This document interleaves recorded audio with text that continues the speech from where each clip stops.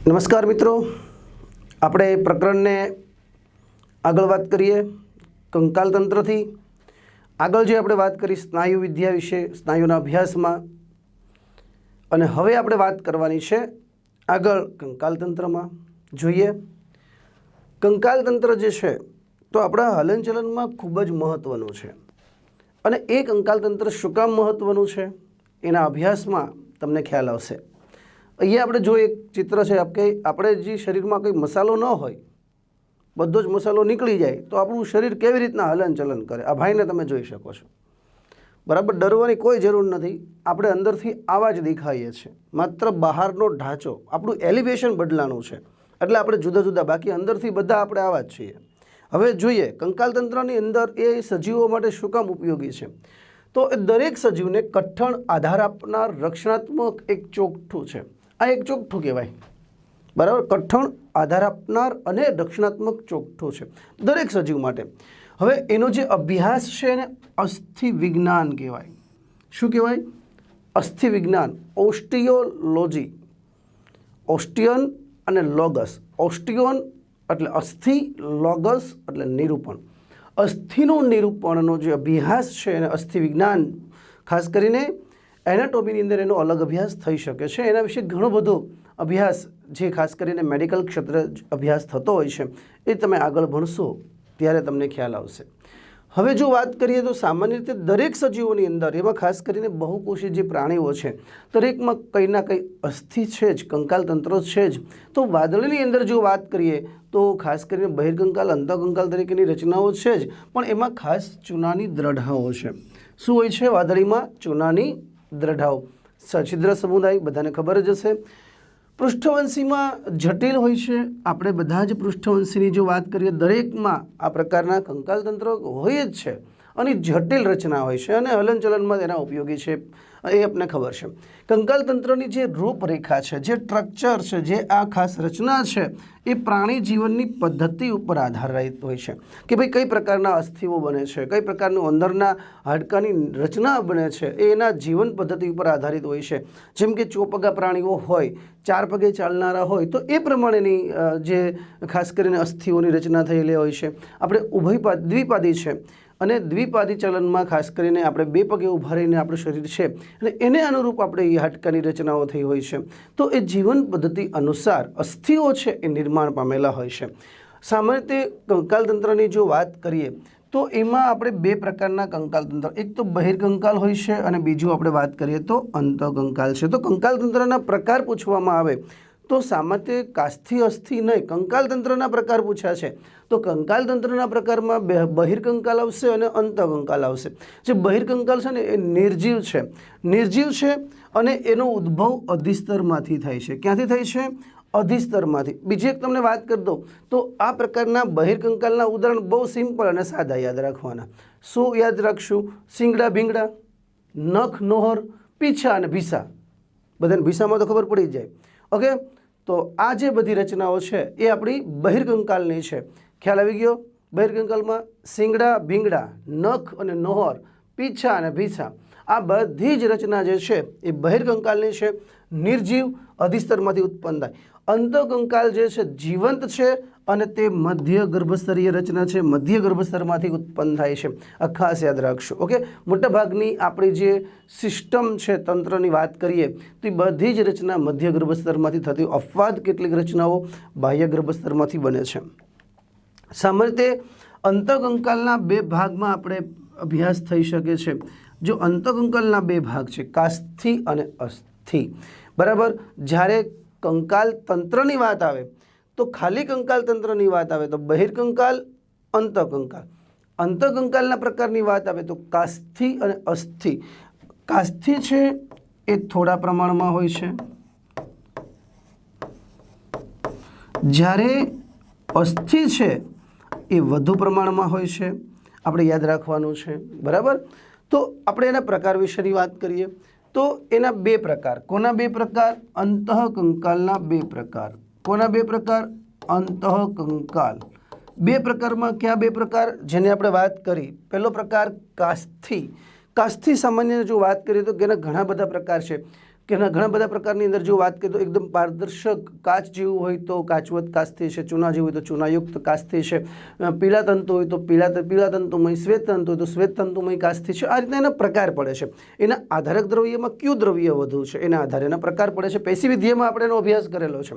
હવે કાસ્થિની વાત કરીએ તો આધારક દ્રવ્ય છે એને કાસ્થિ દ્રવ્ય કહેવાય, કોન્ડ્રેન કહેવાય, બરાબર. અને એક સહેજ નરમ અને સ્થિતિસ્થાપક. આ સામાન્ય હું જે તમને પ્રકારની મેં વાત કરી, કાચવત કાસ્થિ હોય, ચૂનાયુક્ત કાસ્થિ હોય, પીળી તંતુમય હોય કે શ્વેત તંતુમય હોય, દરેકનું આધારક દ્રવ્ય આ તો હોય જ, સહેજ નરમ અને સ્થિતિસ્થાપક હોય છે, બરાબર. જે આપણે ખાસ કરીને નાકના અસ્થિઓ છે, કાનના અસ્થિઓ, અંદરની રચનાઓ છે, તો એ બધી રચના તમે જોઈ શકો, સ્થિતિસ્થાપક છે, નરમ છે, બરાબર. તો આ પ્રકારની રચના કાસ્થિ જે છે તેમાં જોવા મળે. વધુ અભ્યાસ આપણે આગળ કરી ગયા છીએ, ખાલી આપણે યાદ કરીએ છીએ.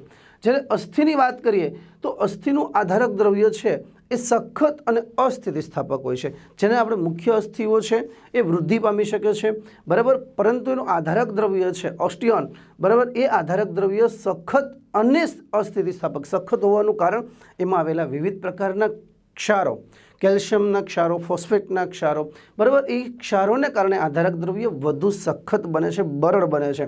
હા, મજબૂત હોય છે, દબાણ આપતા એ તૂટી શકે છે. એના કારણે આપણા અસ્થિ છે એ તૂટી જાય છે. અને બાકી કેલ્શિયમની રચનાના કારણે ફરી જોડાઈ પણ શકે છે, એટલે સાંધા જોઈન્ટ થઈ જાય એટલે ફરી પાછું એ મૂળ અસ્થિ જેવું બની શકે છે. તો આપણે બે પ્રકારની વાત કરી, કાસ્થિ છે અને અસ્થિ છે. તો અહીંયા આપણે જે માનવ કંકાલ તંત્રની વાત કરીએ તો માનવ કંકાલ તંત્રની જે રચના છે તો એની અંદર યાદ રાખશું 206 અસ્થિ માનવ કંકાલ તંત્રમાં. પણ યાદ રાખીએ આ 206 અસ્થિ જ્યારે બાળકના જન્મ પછી 1-2 વર્ષનું બાળક થાય ત્યાર પછી આ 206 અસ્થિ હોય તે પહેલાં તો અસ્થિ વધુ હોય છે. વધુમાં વધુ 300 કરતાં પણ વધારે અસ્થિ હોય છે, જે આપણે હમણાં વાત કરીએ છેલ્લે. પણ એ જે 206 અસ્થિ માનવના છે, પુખ્ત માનવના આપણે અસ્થિઓનો અભ્યાસની અંદર વાત કરીએ તો એ 2 ભાગમાં વહેંચાય. 2 ભાગની જો વાત કરીએ તો અક્ષીય ભાગ, બરાબર. અક્ષીય ભાગ એટલે કયો ભાગ? તો આપણો મુખ્ય અક્ષ જે છે એમાં શીર્ષ અને ધડ, બરાબર. અક્ષીય ભાગ જે છે એમાં કોનો સમાવેશ થાય? શીર્ષ વત્તા ધડનો સમાવેશ થાય. બીજા ઉપાંગીય અસ્થિ છે તો એની અંદર કોનો સમાવેશ થાય? ઉપાંગનો સમાવેશ થાય. અહીંયા તમે જોઈ શકો શીર્ષ ધડવાળા જે અસ્થિ છે આ ઉપાંગના અસ્થિઓ છે તે અલગ પડી શકે છે, બરાબર. તો અહીંયા આપણે 2 ભાગમાં વહેંચાય માનવ કંકાલ તંત્રને. તો ઉપાંગીય અને અક્ષીય. અક્ષીય 80, જ્યારે ઉપાંગીય છે તો 126 છે. ઓકે. હવે જો એની અંદર વાત કરીએ ઉપાંગીયની અંદર તો ઉપાંગીય છે એમાં શીર્ષના ભાગમાં જેનો સમાવેશ થાય, બરાબર. તો એમાં ખોપડી છે આખી રચના એના 29, શીર્ષના 22, મસ્તક અને ચહેરાના આ બંને મળીને 22 થશે, બરાબર. જો શીર્ષની અંદર વાત આવે ખાસ કરીને તો મસ્તક ચહેરાના 8 અને 14 એ ભેગા મળીને 22. અહીંયા કર્ણાસ્થિ 6 અને એની અંદર એક દ્વિત અસ્થિ ઉમેરી દો તો 7. અને અહીંયા જો વાત કરીએ 22 અને 7 તો કુલ મળીને થઈ જશે 29 અસ્થિ, જે આપણે ખોપડીના અસ્થિ તરીકે લઈ શકીએ. તો શીર્ષના 22, મસ્તકના 8, ચહેરાના 14, કર્ણાસ્થિ 6. જે દ્વિત અસ્થિ એક છેલ્લે આપણે વાત કરીએ ઉરુસ્થિ 1, પાસળી 24 અથવા તો પાસળી જોડમાં છે એટલે ત્યાં તમે 12 જોડ લખી શકો છો, બરાબર. કરોડ સ્તંભ છે 26 અથવા તો ત્યાં આપણે ઓબ્લિક કરીને 33 લખી શકીએ છીએ. 26 અને 33, ખાસ કરીને 33 બાળકોમાં હોય છે. 26 જો હોય તો અહીંયા અક્ષીય 80 થશે અને જો 33 હોય તો આની અંદર તમને ખબર પડી શકે કેટલા અસ્થિ વધી જશે? 7. અને 7 વધી જશે તો એ જે અસ્થિ છે એ 80ના બદલે કેટલા થઈ જશે? 87. તો અક્ષીય કંકાલ છે એ 87 પણ કહી શકાય જો નાનું બાળક હોય તો. બાકી પુખ્ત હોય ત્યારે 80 જ હોય છે, એટલે કે 26 આપણે ગણતરીમાં લેતા હોય છે. દરેકની આપણે વિસ્તૃત વાત કરવાની છે એટલે તમને ખ્યાલ આવી શકે.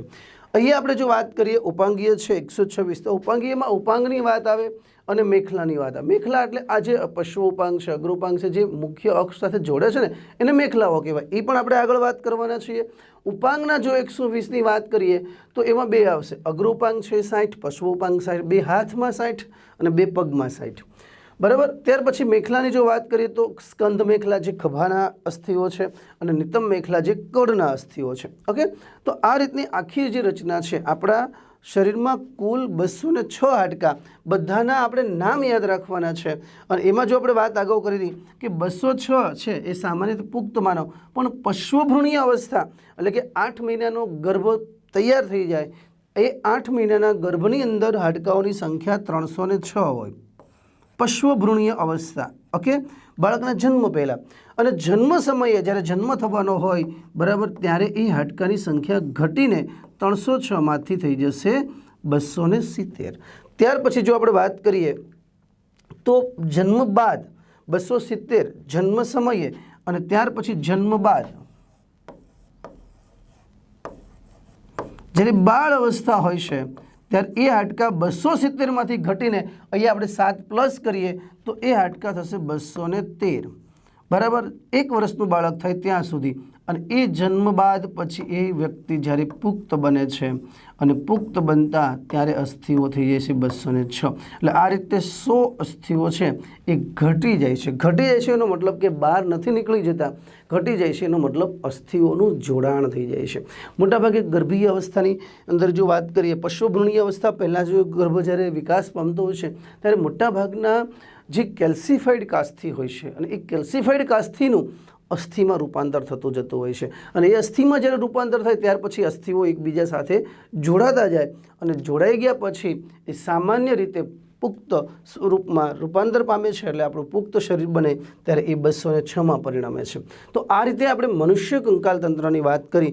કુલ ચાર્ટ સ્વરૂપે આપણે અહીંયા જે અભ્યાસ કર્યો છે એને આપણે વિસ્તૃત સ્વરૂપે આગળ જોવાનો છે. ઓકે, તો હવે જો વાત તમને કરું, મનુષ્ય કંકાલની અંદર વાત કરીએ તો 206 હાડકાં છે. તો એમાં પહેલી આપણે જે વાત કરવાની છે એ અક્ષીય કંકાલની વાત કરવાની છે. કોની વાત કરીશું આપણે?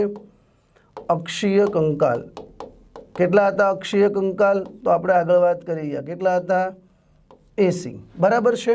હવે અક્ષીય કંકાલ જે 80 અસ્થિઓ છે, અથવા તો 80 ન લખવું હોય તો 87. ઓકે, જે ખાસ કરીને આપણે અપવાદ તરીકે ક્યાં છે એનો તમને ખ્યાલ આવી શકશે.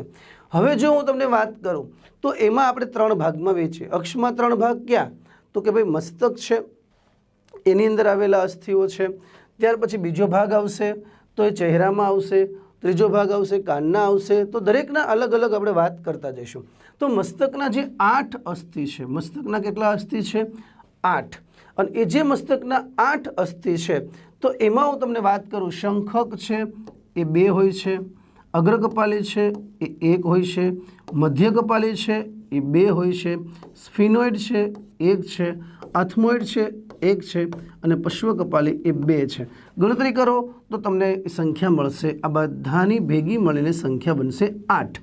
ઓકે, હવે અહીંયા મારે તમને જે વાત કરવાની છે અગત્યની વાત, બરાબર, આ નીટ આધારિત યાદ રાખશું, આ ટોપિકમાં સમાવેશ થાય કે સ્ફિનોઇડ છે તો એ સ્ફિનોઇડ છે એ સૌથી નાનું છે. કેવું છે? સૌથી નાનું છે. અને એ અસ્થિ છે પતંગિયા આકારનું છે. કેવું છે? પતંગિયાકાર અસ્થિ છે. સૌથી નાનું અને પાછું કેવું છે? પતંગિયાકાર અસ્થિ છે. બરાબર. ત્યાર પછી જો આપણે વાત કરીએ પશ્વકપાલી, પશ્વકપાલી જે છે એ આપણું ખાસ કરીને આ નીચેનું અસ્થિ છે. અને એ અસ્થિ છે આ પ્રકારના 2 ગર્ત ધરાવે છે. અને 2 ગર્ત છે, 2 ખાડા હોય છે અને એ વચ્ચે છિદ્ર હોય છે. બરાબર. અને એ જે 2 ગર્ત ધરાવે છે એ 2 ખાડા છે એટલે આપણી ખોપડી દ્વિકંદુકીય ખોપડી કહેવાય, 2 ખાડાવાળી ખોપડી કહેવાય. બરાબર. અને અહીં વચ્ચે જે છિદ્ર છે ને એને મનરોના છિદ્ર કહેવાય, મનરોના છિદ્ર કહેવાય. મહાછિદ્ર પણ બોલાય છે. અને એ જે મનરોના છિદ્ર છે એમાંથી લંબ મજા છે બહાર નીકળે અને એ જે લંબ મજા બહાર નીકળે છે કરોડસ્તંભ સ્વરૂપે એ પછી પીઠના ભાગમાં આગળ વિસ્તૃત પામે છે. તો અહીંયા આપણે જે વાત કરી શંખક, અગ્રકપાલી, મધ્યકપાલી, સ્ફિનોઇડ, એથમોઇડ, પશ્વકપાલી એ કુલ મસ્તકના અને બધા ભેગા મળીને એક પેટી જેવી રચના બનાવે એને કહેવાય મસ્તિષ્ક પેટી. અને એની અંદર રહેલું હોય છે આપણું મગજ. ઓકે, હવે આપણી ખોપડી દ્વિકંદુકીય હોય છે. હું તમને યાદ કરાવું, પૃષ્ઠવંશીમાં 2 પ્રકારની ખોપડી હોય, એક કંદુકીય અને દ્વિકંદુકીય. જો ઉભયજીવી અને સસ્તન બંને દ્વિકંદુકીય છે, જ્યારે સરીસૃપ અને વિહગ એ એક કંદુકીય ખોપડી છે. બરાબર મગજમાં યાદ રાખશું. બરાબર. દ્વિકંદુકીય ખોપડી છે એ દ્વિકંદુકીય ખોપડી કોનામાં આવશે? તો કે ભાઈ એક સસ્તનમાં આવે જે આપણે વાત કરી રહ્યા છીએ અને બીજું ઉભયજીવીમાં આવશે. બરાબર. જ્યારે એક કંદુકીયની વાત કરીએ તો એ વચ્ચે જે આવે છે સરીસૃપ અને બીજા આવશે વિહગ, બરાબર, જેની અંદર એક કંદુકીય ખોપડી હોય છે.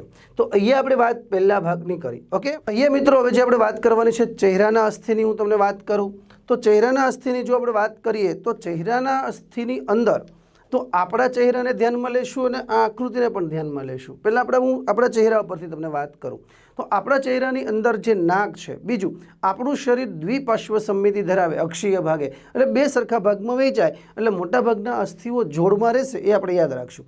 નાક છે તો નાકના બે અસ્થિ, તો નાસાસ્થિ, નાક કાપી નાખો. આમ નાક નથી કપાવવાનું, પણ નાકને જો તમે વિચારવાનું બંધ કરો અને એ નાકનું વિચારવાનું બંધ કરો એટલે નાકના અંદર પણ બે અસ્થિ છે, એ અંતઃનાચાસ્થિ કોંચી. ત્યાર પછી ગાલનું હાડકું છે ઝાયગોમેટિક, આંખ પાસે આવેલું હોય છે અંદર તરફ લેક્રિમલ. ત્યાર પછી ઉપલું જડબું, જે ઉપલા દાંત ફિક્સ થયેલા છે, ઉપલું જડબું તે છે આપણું હનુ. અને મુખ ગુહા ખોલો એટલે એનું જે તાળવું દેખાય એના બે અસ્થિ હોય છે તાલુકી.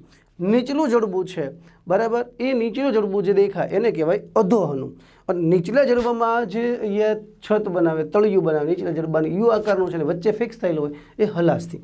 તો આટલા અસ્થિઓ આપણા ચહેરામાં 14 ગોઠવાયેલા હોય છે, મોટાભાગે જોડમાં છે. જો હું તમને અહીંયા આકૃતિ પરથી વાત કરું, બરાબર, આ તો આપણે આગળ વાત કરી ગયા. તો આ જે હાડકું છે અંદર તમને દેખાય, આ સ્ક્વેર જેવું દેખાય છે, બરાબર, એ હાડકું છે લેક્રિમલ.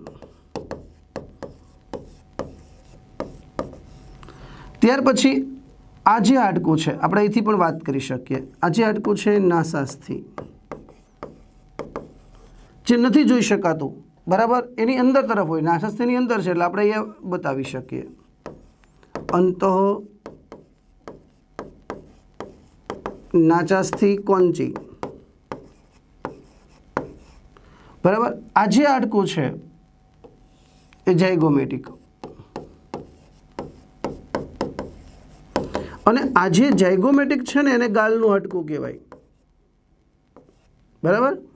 ત્યાર પછી આ આપણું ઉપલું જડબું છે એટલે આપણે એને ખાલી હનુ કહીશું. હનુ જે છે એ નીચે તરફ દાંત ફિક્સ થયેલા હોય છે ને એની અંદર તરફ મુખ ગુહાનું છત બને, તાળવું બને, તો એને આપણે કહેવાશે તાલુકી. તો આ જે હાડકા આપણે 6 લખ્યા, આ બધા જોડમાં હોય, એટલે કુલ 14માંથી 12 અસ્થિ એવા થયા કે જે જોડમાં છે તેમાંથી 6, બરાબર. હવે નીચલું છે તે અધોહનુ છે, એ એક હોય છે, અને અધોહનુના નીચે જે હોય છે એ હલાસ્થિ હોય છે, એ પણ એક હોય છે. હવે મિત્રો યાદ એ રાખવાનું છે કે આમાંથી કેટલાક હાડકાને આપણે નથી જોઈ શકતા, અને જે નથી જોઈ શકતા એ હું તમને યાદ કરાવું છું. ન જોઈ શકાય તેવા. હવે ન જોઈ શકાય તેવા અસ્થિ કેટલા? તો ન જોઈ શકાય તેવા અસ્થિઓની હું તમને જો વાત કરું તો અંતઃનાચાસ્થિ કોંચી, અંતઃનાચાસ્થિ કોંચી આના અંદર આવે. ન જોઈ શકાય તેવા. હલાસ્થિ, ન જોઈ શકાય તેવા. ઓકે, તો આ જે અસ્થિ છે એને આપણે જોઈ શકતા નથી. બીજું, આ 14માંથી એક જ હલનચલન કરે, અને એક જ હલનચલન કરે, એક જ શું કરે છે? હલનચલન. એ એક જ હલનચલન કરે તે છે હલાસ્થિ. તો આ અસ્થિઓ છે એ ચહેરાના અસ્થિઓ છે, બરાબર. આપણે ઘણા બધા અસ્થિઓ ભણી ગયા, આગળ 29 ભણ્યા, ત્યાર પછી 14, એટલે બધા નામ તમારે કમ્પલસરી યાદ રાખવાના છે. અને નામ યાદ તો જ રહે કે જો આ રીતના આપણે પ્રેક્ટિકલી આપણા જ બોડીની વાત કરતા હોય તો આપણા શરીરને અનુરૂપ આપણે વિચારવાનું શરૂ કરવાનું, એટલે આપણે કમ્પલસરી યાદ રહી જશે અને ફટાફટ યાદ રહી જશે. ઓકે, તો અહીંયા આપણે ચહેરાના 14 અસ્થિની વાત કરી. તો ત્યાર પછી આપણે આગળ વાત કરવાની છે તે કાનના અસ્થિ છે, કર્ણ અસ્થિ છે. કર્ણ સંપુટ કહેવાય. કાનના બંને કાનના મળીને કુલ 6 અસ્થિ થશે, અને એમાં હથોડી 2, એરણ 2, પેગડા. પેગડું છે ને એ સૌથી નાનું અસ્થિ છે, શરીરનું સૌથી નાનું અસ્થિ છે, બરાબર. એ દ્વિત અસ્થિનું રૂપાંતરિત સ્વરૂપ છે, બરાબર. એટલે સેસામોઇડ અસ્થિ પણ કહેવાય છે. તો અહીંયા આપણે જે વાત કરી કાનના 6 અને બધા હલનચલન કરતા અસ્થિઓ છે. કાનના આ બધા જે અસ્થિ છે કર્ણાસ્થિ એ શું કરી શકે છે? હલનચલન કરી શકે છે, જે સાંભળવાની પ્રક્રિયામાં ઉપયોગી છે, જે આપણે આગળ જતાં ભણવાના છીએ. ઓકે, હવે જે મારે તમને વાત કરવાની છે દ્વિત અસ્થિ, જે આપણે અહીંયા વાત કરી હતી સમજવાની, મેં છેલ્લે સમજાવવાનું કીધું હતું. તો દ્વિત અસ્થિ છે હાઓઇડ કહેવાય છે. શું કહેવાય? હાઓઇડ. અને ખાસ કરીને અહીંયા ગળાના ભાગમાં હોય છે અને તે યુ આકારનું અસ્થિ હોય છે સ્વર પેટી સાથે, અને ખાસ કરીને જીભ છે એનો જે પશ્વ ભાગ છે તે ત્યાં જોડાયેલો હોય છે.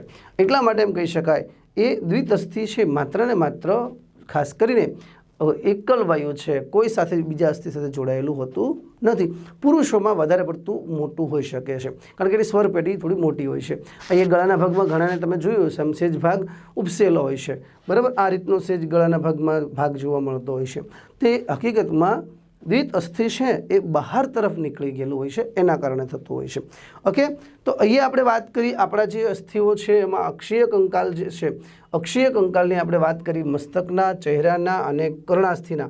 એટલે અહીંયા જે વાત મેં તમને કરીને ટૂંકમાં શીર્ષના હાડકા થયા, બરાબર. આપણી જે આ ઉપરની રચના છે શીર્ષ, એની આપણે વાત કરી. ત્યાર પછી જો આગળ વાત કરીએ તો કરોડસ્તંભ છે. કરોડસ્તંભ એ આપણા માટે બહુ મહત્ત્વનો છે, બેકબોન જેને આપણે કહીએ છીએ, પીઠની રચનામાં સૌથી. કરોડસ્તંભની અહીંયા જે આ રચના છે, બરાબર, એ પૃષ્ઠ બાજુ છે, આ પાર્શ્વ બાજુ છે અને આ વક્ષ ભાગે કેવું દેખાય છે તે. ઓકે, તો કરોડસ્તંભ આ રીતના કશેરુકાઓનું બનેલું તમે જોઈ શકો. વચ્ચે છે ને ડિસ્ક આવેલી છે, ગાદી છે, બરાબર. તો આજે કરોડસ્તંભ 26 શ્રેણીબદ્ધ કશેરુકાઓ છે, 26. હા, નાનું બાળક હોય તો એ 33 હોય છે, બરાબર. પણ આપણે મોટાભાગે પુખ્ત વ્યક્તિના અસ્થિઓની વાત કરીએ છીએ તો 26 શ્રેણીબદ્ધ એટલા માટે એ ચોક્કસ ક્રમમાં ગોઠવાયેલી હોય છે, ચોક્કસ રીતે ગોઠવાયેલી હોય છે, એટલા માટે શ્રેણીબદ્ધ અસ્થિ કશેરુકા જે છે અને પૃષ્ઠ બાજુએ આવેલું હોય છે. ઓકે, હવે જો વાત કરીએ આપણા શરીરની મુખ્ય ધરી છે તો એનું જોડાણ વાત કરીએ, ઉપર છે ને એ ખોપડી સાથે જોડાયેલું હોય છે, બરાબર. નીચે છે એ નિતંબ મેખલા સાથે જોડાયેલું હોય છે અને સાઈડ ઉપર જે છે એ પાર્શ્વ બાજુએ જે છે, બરાબર, એ પાસળીઓ સાથે જોડાયેલો છે. આપણે આગળ ચિત્ર જોયું એમાં તમને ખ્યાલ હશે. આની વચ્ચે પોલાણ હોય છે, વચ્ચે પોલાણ હોય છે. એ પોલાણને ચેતા નાલી કહેવાય અને એમાંથી કરોડરજ્જુ એમાંથી પસાર થતું હોય છે. શું પસાર થતું હોય છે? કરોડરજ્જુ, બરાબર. અને યાદ રાખશું એમાં પ્રવાહી ભરેલું હોય છે અને એને બોન મેરો કહેવાય, મસ્તિષ્ક મેરુજળ કહેવાય, કે જે ખાસ કરીને કરોડરજ્જુની યાંત્રિક આંચકાઓ સામે રક્ષણ આપે છે. બાકી આપણે ગમે ત્યાં ગુલાટિયા ખાઈએ તો પણ કરોડરજ્જુને કંઈ વાંધો નથી આવતો, એનું કારણ છે બોન મેરો. નહીંતર કરોડરજ્જુમાં બી ક્રેક થઈ જાય તો આપણે જે પશ્વ ભાગમાંથી સંવેદના અથવા તો અગ્રભાગમાંથી મસ્તિષ્ક સંવેદના પશ્વ ભાગ સુધી જઈ ન શકે. ઓકે, તો વચ્ચે પોલાણ હોય એને ચેતાનાલી કહેવાય અને એમાં કરોડરજ્જુ પસાર થતું હોય છે. હવે કાર્ય શું કરે છે? તો 4 અગત્યના કાર્ય કરે છે. ગ્રીવાને મજબૂતાઈ, ગરદન છે એને મજબૂતાઈ આપે છે, ઉરસને સીધું રાખે છે, અંગ વિન્યાસ 4 વળાંક, જુઓ આ પહેલો વળાંક, આ બીજો વળાંક, આ ત્રીજો વળાંક અને ચોથો વળાંક, આ 4 વળાંક છે ને એટલે અંગ વિન્યાસ માટે જવાબદાર છે. મિત્રો યાદ રાખશું, અંગ વિન્યાસ એટલે કે જ્યારે આપણે ચાલતા હોઈએ છીએ ને એની મરોડદાર ચાલ માટે જવાબદાર છે. ખાસ કરીને તમે કેટવોક જોયો હશે, રેમ્પ ઉપર ચાલનાર વ્યક્તિને જોયા હશે, ખાસ કરીને સ્ત્રીઓમાં આ પ્રકારની જે અંગવિન્યાસ પ્રક્રિયા છે, ચાલ જે છે સ્ત્રીઓની ખૂબ જ સારી જોવા મળતી હોય છે, બરાબર. પુરુષોને તો હાલવાનું ઠેકાણા ન હોય, ટાટિયા ઢવળતા જતા હોય, બાકી સ્ત્રીઓમાં આ પ્રકારની રચના અંગવિન્યાસ જે મરોડદાર ચાલ છે એ ખૂબ જ સરસ જોવા મળે છે. પાસળી અને પીઠના સ્નાયુને જોડાણ આપે છે. ખાસ કરીને પાસળીઓ છે અને પીઠના જે સ્નાયુ આપણે આગળ વાત કરી ગયા, સૌથી વધુ સ્નાયુ પીઠમાં હોય છે અને એનું જોડાણ આપવાનું કાર્ય પણ કરે છે. હવે અહીંયા જે 26 કશેરુકા છે એમાં પ્રથમ કશેરુકાને C1 સર્વિકલ અને બીજી કશેરુકાને C2. પ્રથમ કશેરુકાને શિરોધર કહેવાય કારણ કે અહીંયા તમે જોઈ શકો C1 એટલાસ, શિરોધર, બરાબર. એટલાસ એક અંગ્રેજી શબ્દ છે, આપણે એને શિરોધર તરીકે લઈએ. શિરોધર શીર્ષને ઉપર રાખનારું છે, શીર્ષને એની ઉપર ટેકવી રાખનાર છે, એટલા માટે શિરોધર. પણ બીજી કશેરુકા એનાથી પણ અગત્યનું છે જે અક્ષક તરીકેનું કામ કરે છે, બરાબર. એક્સિસ અક્ષક તરીકેનું કામ કરે છે, એટલે કે જે એના પર શીર્ષને આ રીતનું ગોળ ઘુમોડે છે.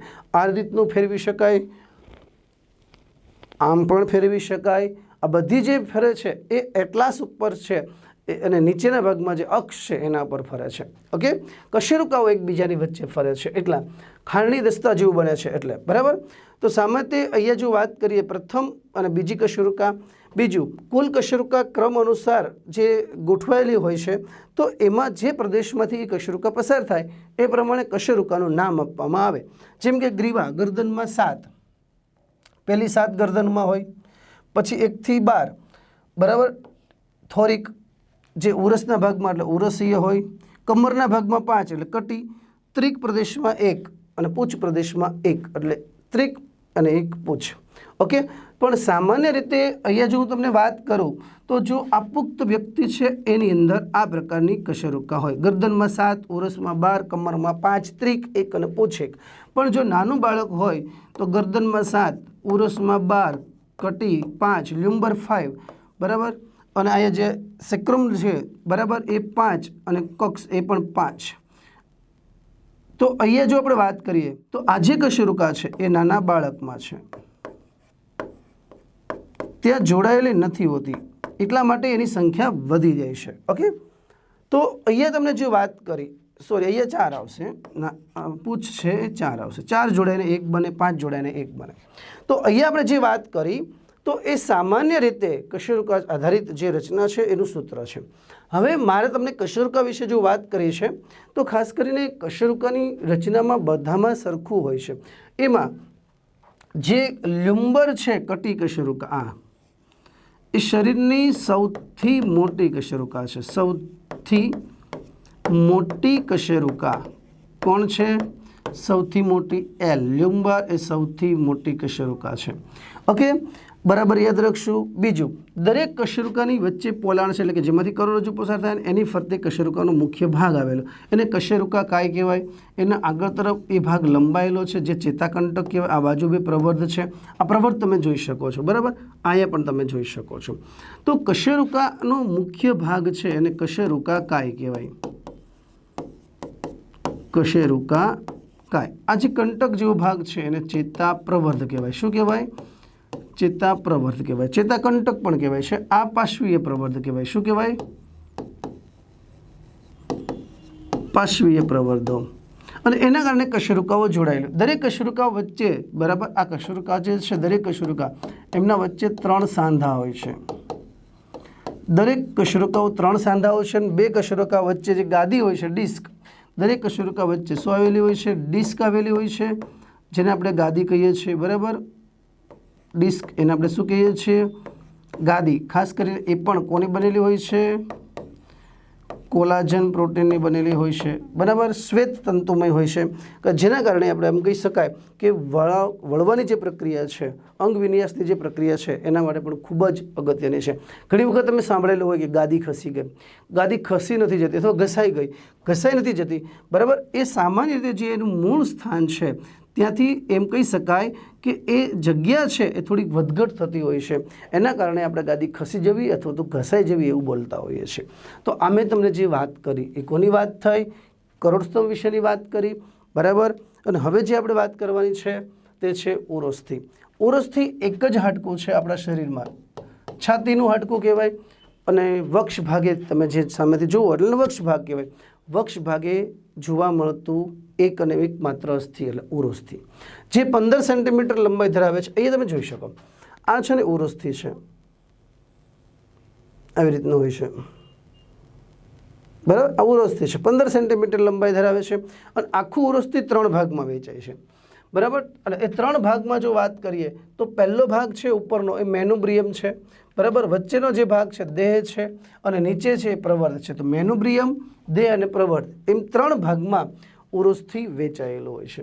ત્યાર પછી જો વાત કરીએ તો ચપટું હોય છે. ખાસ કરીને ઉરોસ્થિ છે કેવું છે? ચપટું, વક્ષ મધ્ય ભાગે આવેલું એકમાત્ર અસ્થિ છે. આગળ વાત કરીએ આપણે. ત્યાર પછીની વાત કરવાની છે પાસળીઓ. પાસળીઓ 12 જોડ છે. કેટલી છે? 12 જોડ. પાતળા ચપટા અસ્થિની અંદર સમાવેશ થાય, બરાબર. અહીંયા તમે જોઈ શકો 12 જોડ છે, પાતળા ચપટા અસ્થિઓ છે.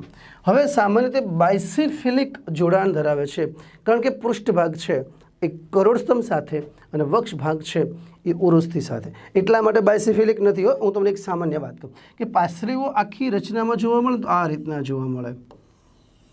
ઓકે, આ પૃષ્ઠભાગે આ રીતની હોય છે, વક્ષ બાજુએ આ રીતની એક જ છેડેથી હોય છે, બરાબર. તો પૃષ્ઠભાગે એના આ 2 પ્રવર્ધ છે. પૃષ્ઠભાગે જે કશેરુકા સાથે જોડાય છે, ઉરોસ્થિ કશેરુકા સાથે જોડાય છે. એટલે આ જે પૃષ્ઠભાગની રચના છે ને 2 ફાડમાં 12 જોડમાં આ જોવા મળે, એટલા માટે એને બાયસિફિલિક કહેવાય. ઓકે, આ ખાસ યાદ રાખશું, ભૂલ ન થઈ જાય. 2 બાજુ જોડાણ ધરાવે છે એટલે બાયસિફિલિક નહીં. બધી પાસળીઓ ક્યાં 2 બાજુ જોડાણ ધરાવે છે? એક જ બાજુ જોડાણ ધરાવે છે પૃષ્ઠભાગે, ત્યાં બે ખાંચ આવેલી હોય છે, બે હુક આવેલા હોય છે, બે મુખ્ય ભાગ આવેલા હોય, શીર્ષનો ભાગ પણ કહેવાય. પાસળીનો આ ભાગ કયો કહેવાય? શીર્ષનો ભાગ કહેવાય. અને એ પૃષ્ઠ બાજુએ જે જોડાણ ધરાવે છે બે રીતે, એટલા માટે એને બાયસિફિલિક કહેવાય છે. ઓકે, એનું પૃષ્ઠ કરોડસ્તંભ સાથે, ખાસ કરીને પૃષ્ઠ બાજુએ જે થોરિક છે એ થોરિક T2 થી એમ કહી શકાય 12 નંબર સુધી જોડાયેલી હોય છે. એટલે કે 12 જોડ જે પાસળીઓ છે એ બધી જ ઉરસીય કશેરુકાઓ સાથે જોડાણ ધરાવતી હોય છે. ઓકે, ત્યાર પછી જો આપણે વાત કરીએ, અહીંયા આપણે વાત પ્રથમ 7 એ સાચી. શું કામ? કારણ કે એનું જોડાણ પૃષ્ઠ બાજુએ અને વક્ષ બાજુએ બે બાજુ થયેલું છે, એટલા માટે એને સાચી પાસળી કહેવાય. અને એ પ્રથમ 7 એમાં અગ્રભાગે કાસ્થિ દ્વારા એમ કહી શકાય ઉરોસ્થિ સાથે જોડાયેલું હોય છે, અને પશ્વ ભાગે છે એ ઉરોસ્થિ કશેરુકા સાથે જોડાયેલી હોય છે, ઉરસીય કશેરુકા સાથે. અહીંયા થોડુંક આપણે સુધારો કરશું, ઉરસીય કશેરુકા સાથે જોડાયેલી હોય છે. અગ્રભાગે ઉરોસ્થિ સાથે કાસ્થિ દ્વારા, પશ્વ ભાગે ઉરસીય કશેરુકા સાથે જોડાયેલી છે. બરાબર. એટલા માટે એને પ્રથમ 7ને શું કહેવામાં આવે છે? સાચી પાસળી કહેવાય છે.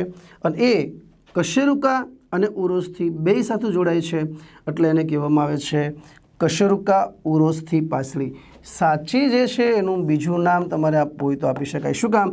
કે કશેરુકા સાથે પૃષ્ઠભાગે જોડાય છે, વક્ષ ભાગે ઉરોસ્થિ સાથે જોડાય છે, એટલે એને કશેરુકા ઉરોસ્થિ પાસળી પણ આપણે એને કહી શકાય છે. ઓકે, ત્યાર પછીની જો આપણે વાત કરીએ 8, 9, 10 ખોટી. અગ્રભાગે કાસ્થિ દ્વારા 7 નંબરની પાસળી સાથે જોડાયેલી હોય છે. અહીં તમે જુઓ 8, 9, 10, 8, 9, 10, 8, 9, 10 એ 7 નંબરની પાસળી સાથે જોડાય છે ને, એટલા માટે આપણે એને કહેવામાં આવે છે ખોટી. તો સામાન્ય રીતે એક જ બાજુનું જોડાણ વાસ્તવિક છે, એટલા માટે આને કશેરુકી કાસ્થિ કહેવાય. શું કહેવાય? એક બાજુ કશેરુકા સાથે જોડાય છે, બરાબર, પૃષ્ઠભાગ છે એ કશેરુકા સાથે જોડાય છે, ઉરસીય કશેરુકા સાથે. એટલા માટે અહીંયા પણ ઉરસીય કશેરુકા યાદ રાખવાનું, ઉરોસ્થિ છે એ મિસ્ટેક છે. તો ઉરસીય કશેરુકા સાથે અને આગળના ભાગે કાસ્થિ, એટલે કશેરુકી કાસ્થિ તરીકે ઓળખવામાં આવે છે. ત્યાર પછી જો આપણે વાત કરીએ 11, 12 તરતી છે, જે આમાં નથી દેખાઈ શકતી, પાછળના ભાગે જોડાણ ધરાવે છે, આગળ માત્ર પશ્વ બાજુએ જોડાણ ધરાવે છે, અગ્ર બાજુએ જોડાણ નથી, એટલે માત્ર કશેરુકા સાથે જોડાય છે, એટલે એને કહેવાય કશેરુકી પાસળી.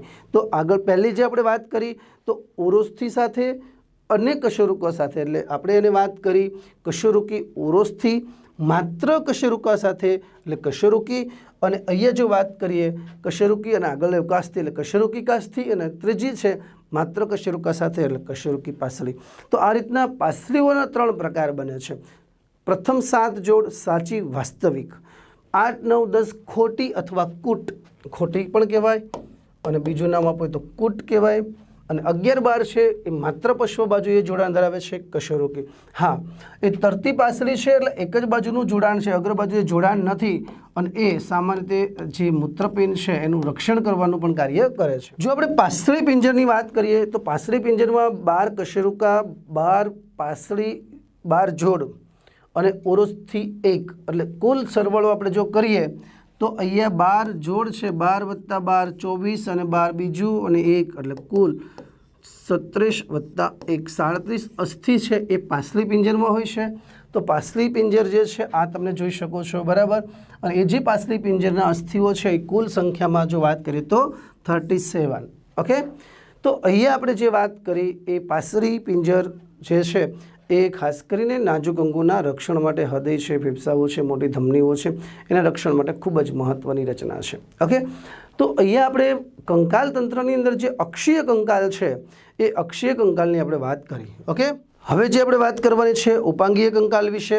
તો ઉપાંગીય જે કંકાલ છે એ ખૂબ જ અગત્યનું છે, કારણ કે એમાં અસ્થિઓની સંખ્યાની જો વાત કરીએ તો 120 અસ્થિઓ ઉપાંગમાં આવેલી હોય છે. જે ઉપાંગમાં અગ્ર ઉપાંગ અને પશ્વ ઉપાંગ આવે. અગ્ર ઉપાંગ છે ખાસ કરીને મેખલા એટલે કે સ્કંદ મેખલા સાથે જોડાયેલું હોય છે. કાર્ય શું? અગ્ર ઉપાંગ એટલે હાથનું કાર્ય શું?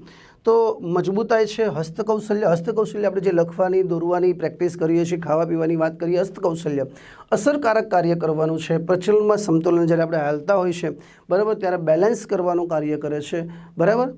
ઉપાંગીય કંકાલ છે, ઉપાંગ પશ્વ ઉપાંગ છે, ખાસ કરીને એ પણ મેખલા, નિતંબ મેખલાથી જોડાયેલો હોય છે. અક્ષીય કંકાલ સાથે એ પણ મજબૂતાઈ, શરીરનું વજન ઉપાડવું, સમતોલન, ખાસ કરીને ઊભા હોય ત્યારે બેલેન્સ રાખવા માટેની પ્રક્રિયા પ્રચલનમાં તો અગત્યનું છે, એ તમે જાણો છો. એ સંખ્યાની જો વાત કરીએ તો અગ્ર ઉપાંગ છે એ પણ 60 અસ્થિ છે, પશ્વ ઉપાંગ છે એ પણ 60 અસ્થિ છે। હવે દરેક ઉપાંગની વાત કરીએ, ઉપાંગીય કંકાલ છે તો અહીંયા હું તમને અગ્ર ઉપાંગ જો તમે જોઈ શકો છો, અગ્ર ઉપાંગમાં આ પહેલું અસ્થિ છે ને એને ભુજાસ્થિ કહેવાય। શું કહેવાય? ભુજાસ્થિ, અથવા તો એને કહેવાય બાહુ, જેની સંખ્યા 1 હોય છે। બાહુ કહેવાય, બાવડું કહેવાય, ભુજાસ્થિ કહેવાય, જે અગ્ર ઉપાંગમાં સૌથી મોટું છે।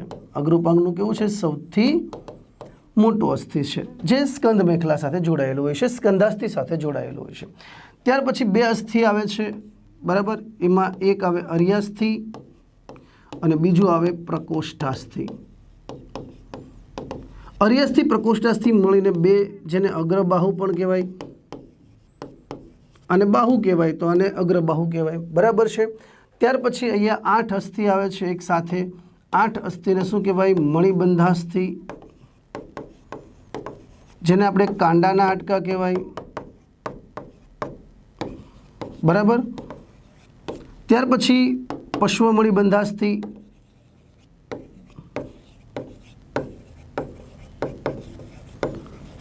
જેની સંખ્યા 8 છે, જે હાથનો પંજો બનાવે છે। અને ત્યાર પછી અંગુલિયાસ્થિ, અંગુલિયાસ્થિમાં અંગૂઠામાં 2, દરેક આંગળીમાં 3, એટલે અંગુલિયાસ્થિ કુલ સંખ્યા 14। તો આ મળીને કુલ અસ્થિઓની સંખ્યા 30 થશે।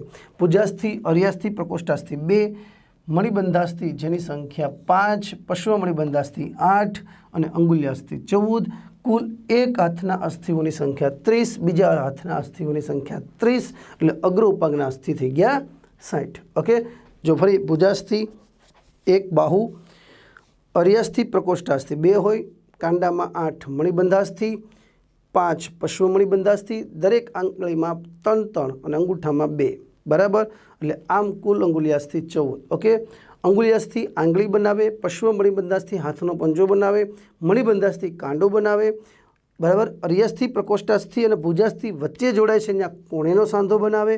તો આજે આપણે હાડકાની વાત કરી, ફરી વખત યાદ કરાવવું, ભુજાસ્થિ, અર્યાસ્થિ, પ્રકોષ્ઠાસ્થિ, મણિબંધાસ્થિ, પશ્વ મણિબંધાસ્થિ અને અંગુલિયાસ્થિ। ઓકે, 14, 5, 8, 2 અને 1 અગ્ર ઉપાંગ જે છે એના અસ્થિઓની અહીંયા તમને વાત કરી। ઓકે, એ જ રીતના આપણે પશ્વ ઉપાંગની વાત કરીએ તો જે પશ્વ ઉપાંગ છે એમાં પણ અસ્થિઓની સંખ્યા તો સરખી જ રહેવાની, બરાબર। તો એમાં જે અહીંયા પહેલો અસ્થિ છે, પશ્વ ઉપાંગનો પહેલો અસ્થિ છે, એને ઉર્વસ્થિ કહેવાય। આ જે ઉર્વસ્થિ છે એ આપણા શરીરનું સૌથી મોટું છે, શરીરનું સૌથી મોટું અને ભારે અસ્થિ છે, બરાબર, ઉર્વસ્થિ। ત્યાર પછી જો વાત કરીએ તો એના નીચેના ભાગમાં આવે છે, એમાં જે પતલું છે એ ફિબ્યુલા છે,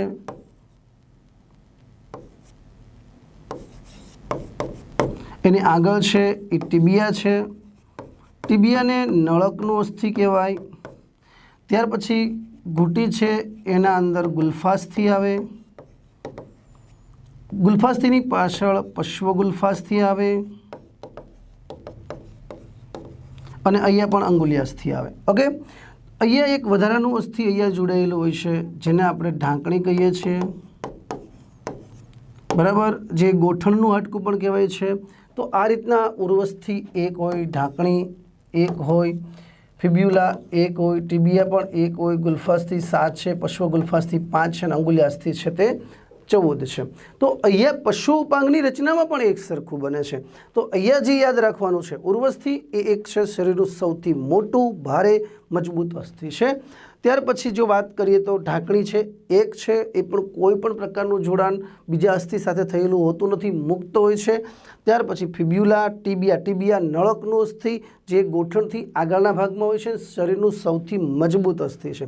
ટીબિયા જે છે એ શરીરનું સૌથી મજબૂત અસ્થિ છે। ઓકે, ગુલ્ફાસ્થિ ત્યાર પછી આવે, ગુલ્ફાસ્થિ છે ખાસ કરીને એ આપણી ઘૂંટી બનાવે અને એ ગુલ્ફાસ્થિમાં સૌથી મોટું છે કેલ્કેનિયમ, અને એ કેલ્કેનિયમ છે એ આપણી એડીનું હાડકું છે। કોનું હાડકું છે? એડીનું હાડકું છે। અને એ એડીનું હાડકું એટલું બધું મજબૂત હોય કે તમે એડી ઉપર ઊભા રહી શકો છો, એટલે આપણે આખા શરીરનું વજન સહન કરી શકે તેવી ક્ષમતા ધરાવે છે। પશ્વ ગુલ્ફાસ્થિ છે, પગનો પંજો બનાવે છે અને અંગુલિયાસ્થિ છે, આંગળીઓ બનાવે છે। અહીંયા પણ આંગળી 14 છે। ઓકે, હવે જે અંગુલિયાસ્થિ 14 છે એની તમને હું વાત કરું અંગુલિયાસ્થિ કેટલા છે? 14. એમાં અંગૂઠાના 2, દરેક આંગળીના 3, તો આને કહેવાય અંગુલિયાસ્થિનું સૂત્ર, બરાબર. કુલ 14 અસ્થિ છે જેને અંગુલિયાસ્થિ સૂત્ર તરીકે ઓળખવામાં આવે છે. યાદ એ જ રાખવાનું છે કે પહેલાં અંગૂઠાના હાડકાં આવે, પછી આંગળીના હાડકાં આવે, એટલે અંગૂઠાના 2 અને પછી દરેક આંગળીના 3 હાડકાઓ આવે છે. તો આ રીતે અહીંયા આપણે જે વાત કરી એ ઉપાંગના અસ્થિઓની વાત કરી. અહીંયા આપણે ટોપિકને પૂરો કરીએ છીએ અને આજે ટોપિક પૂરો કર્યો અને હવે આની સાથે થોડુંક રિલેટેડ ટોપિક છે મેખલા, નવા લેક્ચરમાં જોઈશું. ઓકે, તો અહીંયા કંકાલ તંત્રની અંદર હાડકાં ગણતા રહો અને એ હાડકાં ગણી અને બરાબર સમજવાનો પ્રયત્ન કરો. ત્યાં સુધી આપ સૌ કોઈનો ખૂબ ખૂબ આભાર. બરાબર, તો ફરી વખત આપણે કંઈક નવા ઉત્સાહ સાથે નવા ટોપિક સાથે મળીએ છીએ નવા લેક્ચરમાં. આવજો.